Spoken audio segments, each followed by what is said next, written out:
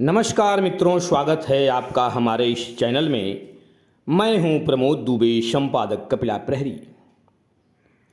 मित्रों, आज मैं आपको उत्तर भारत के कुछ राज्यों की उस गंभीर समस्या की तरफ आपका ध्यान आकृष्ट कराने की कोशिश कर रहा हूं, जिससे सब लोग जूझ रहे हैं, जिसका प्रभाव सामाजिक, आर्थिक, राजनीतिक, सांस्कृतिक, प्रशासनिक सभी क्षेत्रों में देखा जा रहा है। वह समस्या है जातिवाद की। यह जो भीड़ आप देख रहे हैं, दरअसल यह कृत्रिम बुद्धिमत्ता से एआई से ली गई तस्वीर है। हमने किसी वास्तविक तस्वीर को लेना उचित नहीं समझा, क्योंकि आजकल आप देख रहे हैं सोशल मीडिया पर सत्य भी लिख दीजिए तो उसके पीछे लोग पड़ जाते हैं, माँ बहन को गालियाँ देना भी शुरू कर देते हैं। यहाँ तक कि कुछ लोग एक अभियान भी चला देते हैं, किसने कहा, कैसे कहा, चलो मारो काटो। हुआ क्या, इस गांव में एक बहुसंख्यक जाति की लड़की एक अल्पसंख्यक जाति के लड़के से प्रेम करती है और एक दिन गांव के किसी व्यक्ति ने उन लोगों को किसी संदिग्ध अवस्था में देख लिया। इसके बाद पूरे गांव में इतना शोर शराबा हुआ, इतना हो हल्ला हुआ कि पूरी भीड़ उस अल्पसंख्यक जाति के जो युवा थे उनके दरवाजे पर पहुंच गई। उनके साथ बड़ी बुरी तरह से मारपीट की गई। उनके माता पिता को भी मारा गया, उसकी बहन को भी पीटा गया, जो भी बीच बचाव करने आया उसको पीटा गया।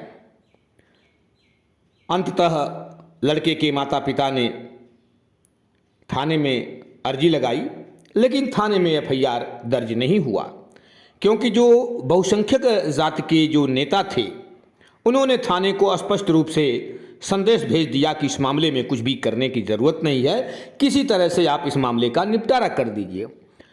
तो थाने में पुलिस ने दबाव बनाया लड़के के पिता पर कि आप किसी तरह से समस्या का समाधान कर लीजिए। मित्रों, यह गंभीर समस्या है। जिस इलाके में जिस जाति का बाहुल्य है, मैं धर्म की बात नहीं कर रहा हूँ, मैं किसी विशेष जाति की बात नहीं कर रहा हूँ, मैं उस इलाके की बात कर रहा हूँ जहाँ बहुसंख्यक लोग रहते हैं, बहुसंख्यक जाति रहती है और उनका जो युवा है, उनमें से जो अपराधी हैं, जो गलत करते हैं, उन पर स्थानीय थाने में कोई रिपोर्ट दर्ज नहीं होती है। उनके लिए उस इलाके के विधायक, उस इलाके के सांसद, प्रशासन सब कुछ तैयार रहता है। मित्रों, ये मैं नहीं कह रहा हूं कि ये समस्या कहाँ की है और कहाँ की नहीं है। आप अगर इस समस्या से जूझ रहे हैं तो ये समझ लीजिए ये संजोग ही है। विचार करिए, अगर थाने में जातिवादी मानसिकता की पुलिस बैठी हो, अगर सांसद, विधायक, ब्लॉक प्रमुख या जो भी जनप्रतिनिधि हैं उनके मस्तिष्क में बहुसंख्यक जाति का हित ही समाया है, तो अब आप बताइए कि अल्पसंख्यक जाति के जो लोग हैं वे ससम्मान पूर्वक गांव में या किसी भी क्षेत्र में जीवन कैसे जी सकते हैं। यह एक गंभीर समस्या है और दुर्भाग्य है, हमारे संविधान में इस तरह का कोई वर्णन तो नहीं है, लेकिन राजनीतिक दल वोट बैंक के चक्कर में संविधान की धज्जियां उड़ा रहे हैं। याद रखिएगा, सरकार में पहुंच करके जातिवादी एजेंडा चलाना या फिर प्रशासन में भी पहुंच करके जातिवादी एजेंडा चलाना, जनप्रतिनिधि बन करके, नेता बन करके भी जातिवादी एजेंडा चलाना, इसलिए बहुसंख्यक जाति का तुष्टिकरण इसलिए होता है क्योंकि वो थोक भाव में वोट देते हैं और थोक भाव का वोट का मतलब होता है कि जनप्रतिनिधियों की जीत सुनिश्चित हो जाती है और सरकार भी बन जाती है।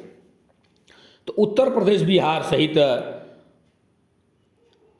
उत्तर भारत के जितने भी राज्य हैं जहां पर जाति देखिए धीरे धीरे जाति खत्म हो जाएगी। वैज्ञानिक युग का है, इसमें किसी व्यक्ति का कोई विशेष कहीं कोई योगदान नहीं है। अब हम उत्तर प्रदेश या बिहार के लोग बाहर जाते हैं, कहीं भी नौकरी करते हैं, लेकिन अगर हमारी मानसिकता अगर दूषित हो गई तो फिर सोचिए इस देश का क्या होगा, इस युवा पीढ़ी का क्या होगा, संविधान का क्या होगा। हमें एक नया रास्ता निकालना होगा। अपने जाति का हित करिए, ऐसी बात नहीं है, होना चाहिए, लेकिन न्याय का पक्ष हमेशा मजबूत होना चाहिए, कानून को अपना काम करना चाहिए।